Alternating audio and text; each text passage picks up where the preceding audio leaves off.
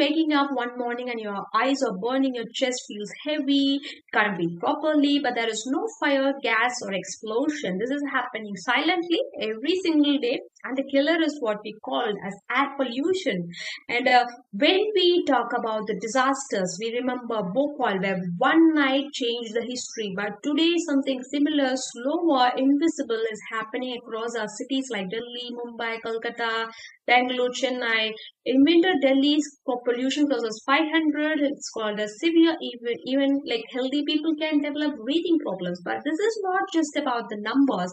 In East Delhi, 8-year-old Arab uses an inhaler before going to school. His mother says he never had asthma before 2020. Mumbai traffic police officers report the chronic throat infections and reduced lung capacity after years of exposure. In industrial areas of Bhopal, yes, the same Bhopal that once suffered a gas tragedy, residents still complain of foul air, burning eyes, recurring respiratory illnesses. The difference is this time the gas is not from one factory, vehicles, construction dust, plants, factories, and it never stops. Health impacts like the invisible damages. Understand what polluted air actually does to your body. When you breathe polluted air, tiny particles called PM 2.5 enters your lungs. They are 30 times smaller than the weight of the human hair.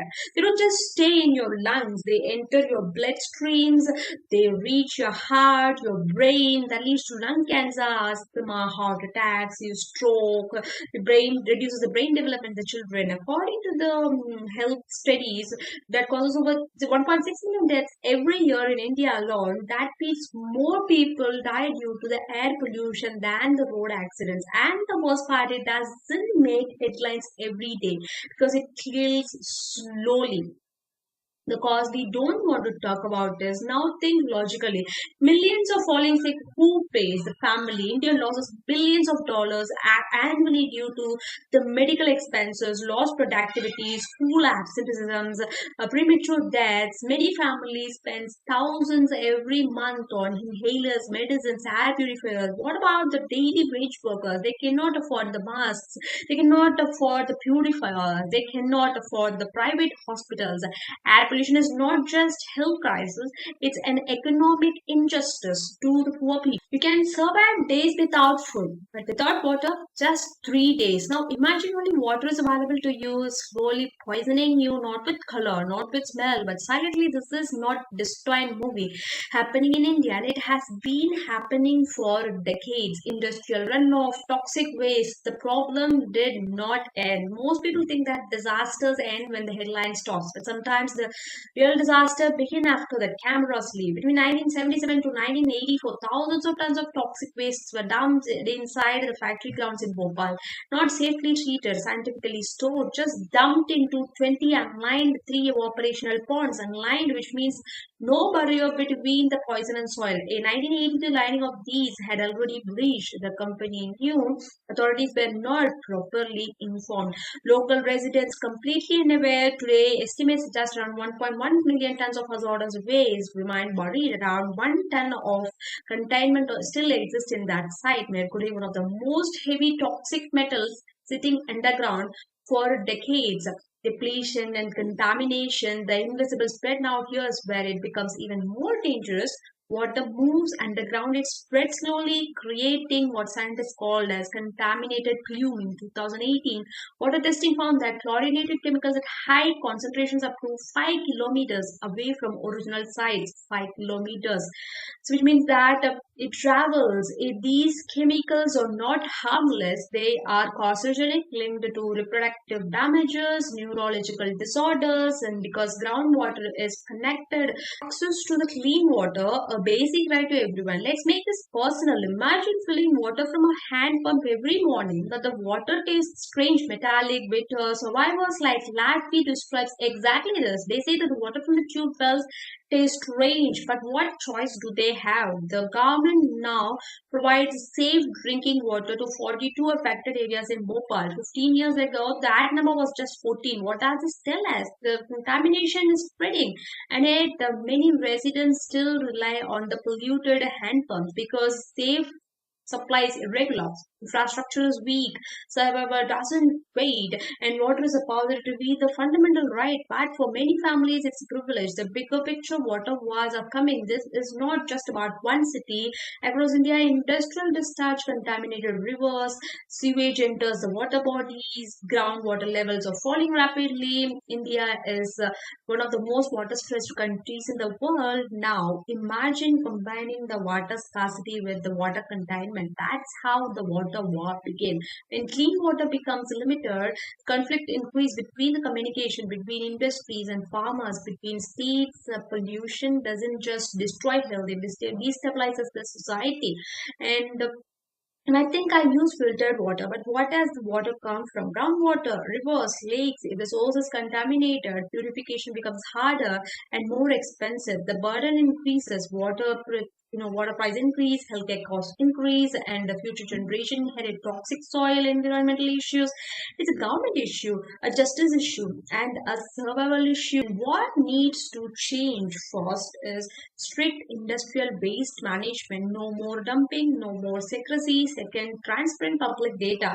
Water quality reports must be accessible and understandable. Third, cleanup responsibility. Companies responsible for contamination must fund full remedy. And fourth is it's a sustainable water system, rainwater harvesting, water wastewater treatment, modern monitoring. Prevention is always cheaper than the disaster. In Bhopal, gas killed in one night, but the water it is killing slowly, drop by drop. The real tragedy is just not what happened, it's what continues to happen.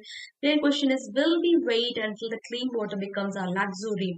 Will we protect before the next crisis begin? Because the choice is we are getting poisoned and there is no easy reset. We need to make a move. Child labor in modern times is invisible but alive. When we hear child labor, we imagine factories from 1800, small children working in the coal mines. What if I tell you today's child labor doesn't always look like a labor? Sometimes it looks like disability, like the hospital beds, it looks like children playing for crimes they never committed.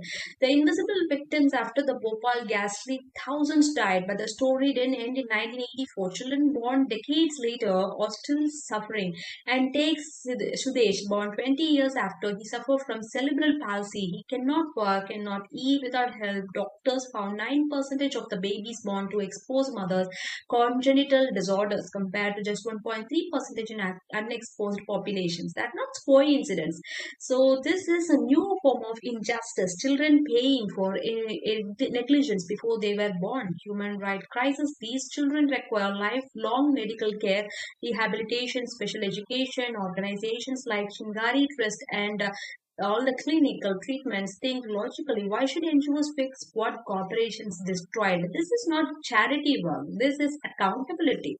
And child labor today is not about the factories. It is about the children forced into the lifetime of suffering. And the question is, who is responsible for when that profit destroys the future generation? Will the fast patient human cost behind cheap production? You buy a shirt for 4.99 full deal. If I tell you someone else paid the real price, not with the money, but with safety, with health, cost, cutting over safety in Bhopal when profits started falling, Union Carbridge began cutting costs, skilled workers were laid off, stainless steel pipes were replaced with the cheaper materials, safety systems were turned off to save money. Even worse, the US plant had advanced computerized safety systems. Bhopal didn't. Same company, different standards. Why? Because lives in developing countries were threatened as cheaper countries. This logic not only exists today.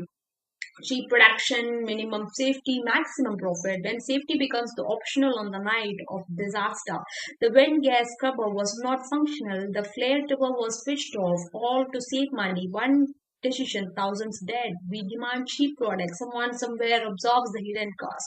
The real question is, are we paying the true price or are we outsourcing it to the vulnerable? And mountains of toxic waste we created out of sight. That's how we treat. What if the waste never really disappeared? What if it stays waiting, leaking, poisoning?